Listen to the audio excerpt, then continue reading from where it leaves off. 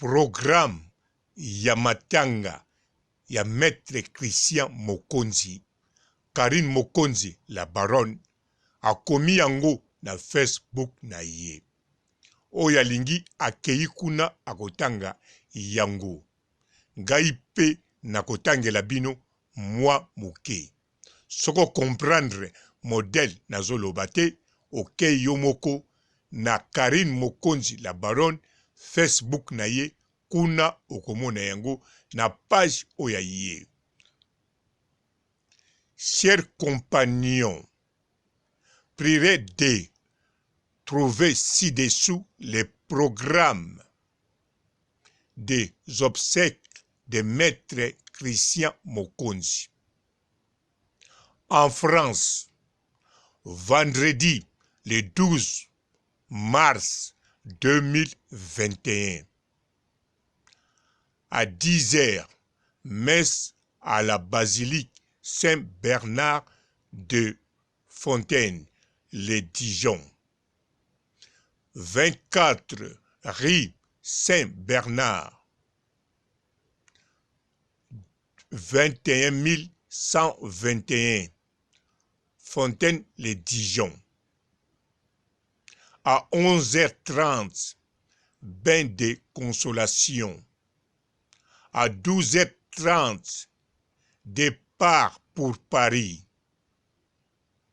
Samedi, le 13 mars 2021, rapatriement du corps à Kinshasa au Congo.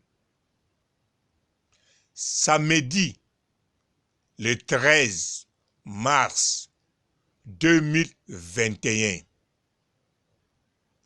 arrivé de là depuis Mortaire à l'aéroport international d'Indjili et acheminement à la morgue de l'hôpital du Cinquantenaire.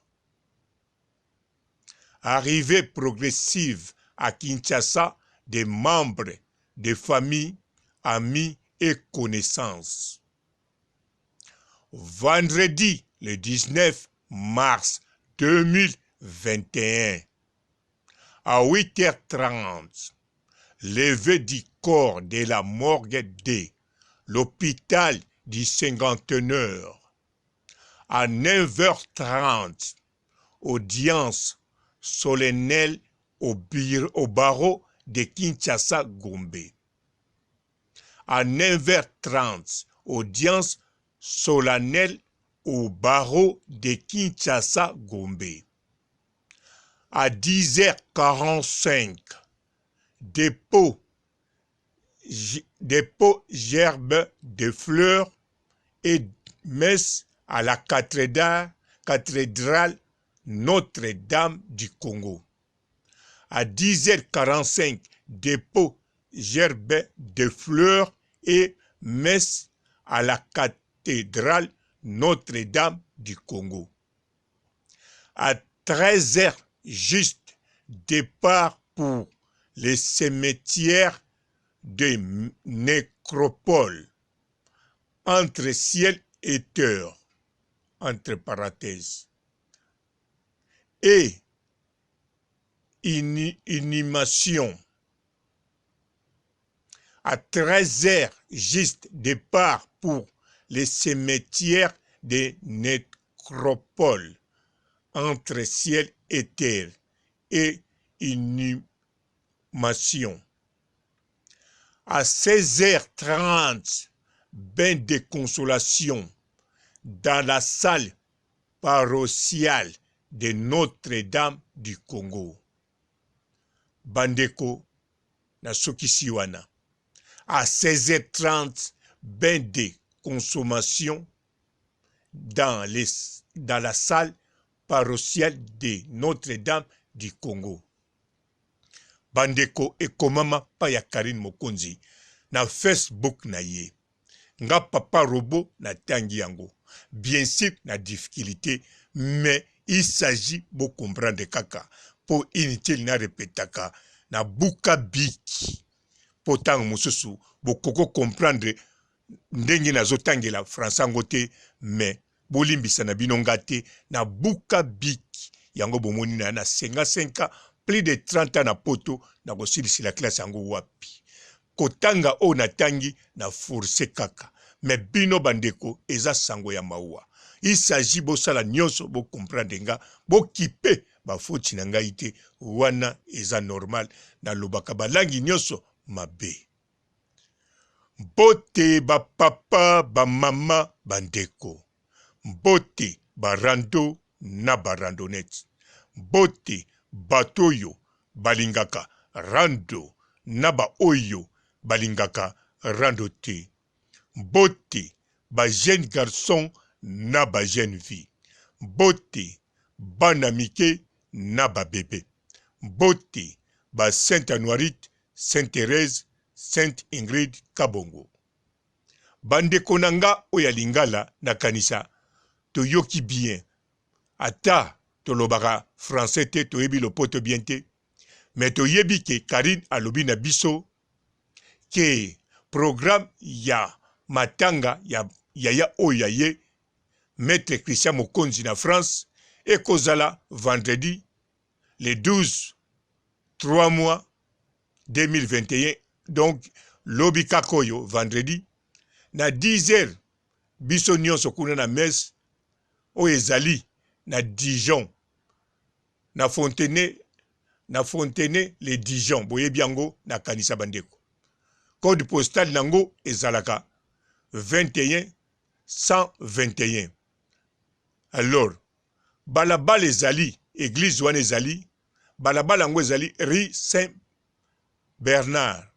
donc tangu boke na rue Saint Bernard bokomi soko ke na train na yo to na voiture obeti GPS na yo oyebi bien obeti kaka code wana obeti mboka Fontenay le Dijon Fontaine le Dijon aha batanga yango ndenge wana bana mai Fontaine le Dijon donc code nango eza 21 121 rue Saint Bernard netika bomonaka ba Bernard bambuta Bernard Saint kaka donc rue oyo kaka ba balabala na biso kuna na ba cité boyebi yango rue Lipa rue Loso olongoli yango motie rue Bernard Saint Bernard ndenge ezalaka ba Sainte Thérèse ba Saint Alphonse alotie Bernard oyo kaka ya mbuta Bernard sikoyo messe donc église ko église ndako nzambe nzambe wana babe ndako nzambe wana donc messe mi penza na na ba s mi bale na à la basilique donc basilique boyebika ba komba basilique boka yango trop soki kaka otangi koma mboka wana oyebisi mutu na mboka nazoluka basilique basilique tango akotangela kaka koyoki bani na saint yo zela mbango eloba Bernard mbuta Bernard soki elobi boyebike yango wana bokoma kuna 20 na heure avant po ekobanda na 11h30 wana bain de consolation na yebite kosola nini na kanisa bain de consolation za kolela kokabula mawa na 12h départ na Paris donc 12h bana mai kokanga na kokota Paris kokoma na Panama vous comprenez na kati ya Paris oyo code ezaka 75 vous comprenez ouais Paris alors kuna siko so bokomi bon bango bayebi mais samedi le 13 sikoyo tolongwe déjà le 12 samedi le 13 nzoto molimo nzoto ya mowei Maître Christian ekokende na Kinshasa donc Kin Congo capitale wana Kin Malebo ekokende mboka oyo ye abotami Congo Kinshasa bisika famille nyonso ezali ekokoma ekokende kuna siko samedi yango kaka na le 13 na kanti ekoma na butu donc ekokende na tongo po soki ekoma le 13 bino mo boyebi fo ezala kaka elongwe le 13 ekomi le 13 donc ekolongwa na tongo ekomi kuna na butu eza normal eza liwa donc fo ekoma na butu na ba era couvre-feu wana arrivé nde yango wana balobi ere kokoma na aéroport ya Njili na aéroport ya Ndolo te aéroport ya Njili na kanse boye biango côté bambouteillage et alaka Kingasa na suka ba côté kuna tu oh etonda na bambouteillage kuna nde bisika okende donc lokola côté kuna etonda na bambouteillage bino bokende na bino te kore kokoma wana na butu boyebi boza na couvre-feu ezala te ki tozozonga mbangu tokendaki boye ventile ngo beta tozoya mbangu non kuna nzela wana eza ya embouteillage ezala moto ezala muta makolo azaka na embouteillage alors bozela ngo kaka eya na ndako arrivé tango kokoma bakoya ba membre ya famille pe bazokende ba ami pe bazokita ba connaissance pe bazokita po oya kufi aza mutu munene ya famille mokonzi pe azali maître avocat azali na famille oyo eyebani eza na kombo Karine Mokonzi la baronne aza kombo na mboka wana. Vendredi le 19 mars donc mukolami tano le 19 mars kakoyo oyo mois de femmes na 8h30 bakomema nzoto mbala moko na cinquantenaire na hôpital wana ya cinquantenaire bino boyebi yango nga na yebi yango te na kanzeza hôpital ya 7 soki yango te hôpital kaka ya cinquantenaire mais selon ndenge nazwaka ba information fo ezala l'hôpital ya 7 na 9h30 bakesi ko bisika bavoka bana mai biso bato basite biso bazoba tokoma kote kuna kutu te so ngo kangama wana eza makambo bato mayele bavoka po bapesa mutu na bango hommage biso kuna tokoma te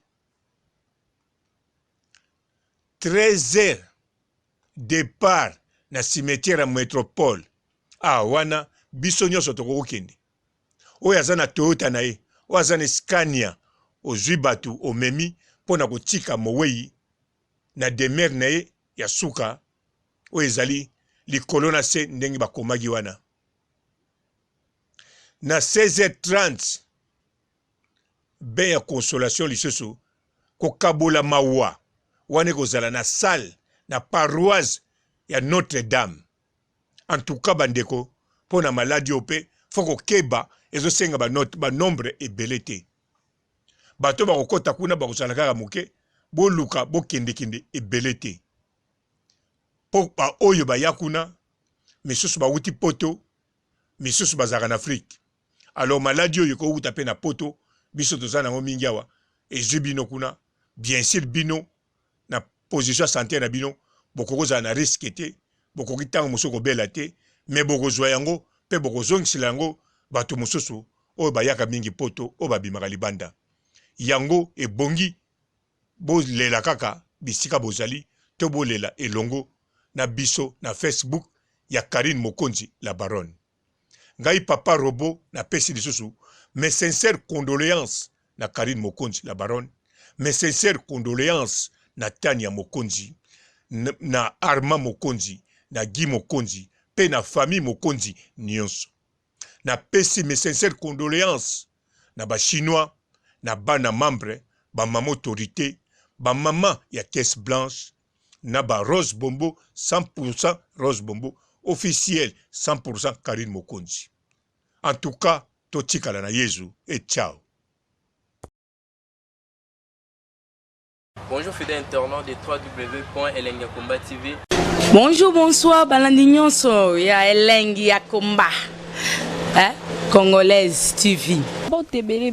Partout dans le monde, partout où vous êtes, partout où vous êtes, Elengi ya Komba TV vraiment. Bonjour, bonsoir, na abonné ba fan nyonso ya Elengi ya Komba Congolais TV. Bonjour à mon boss, on a appelé ça vraiment un pandi. Bonjour à mon boss, JP Kiama. Je salue mon boss Balobi, boss des boss Babi, JP Kiama.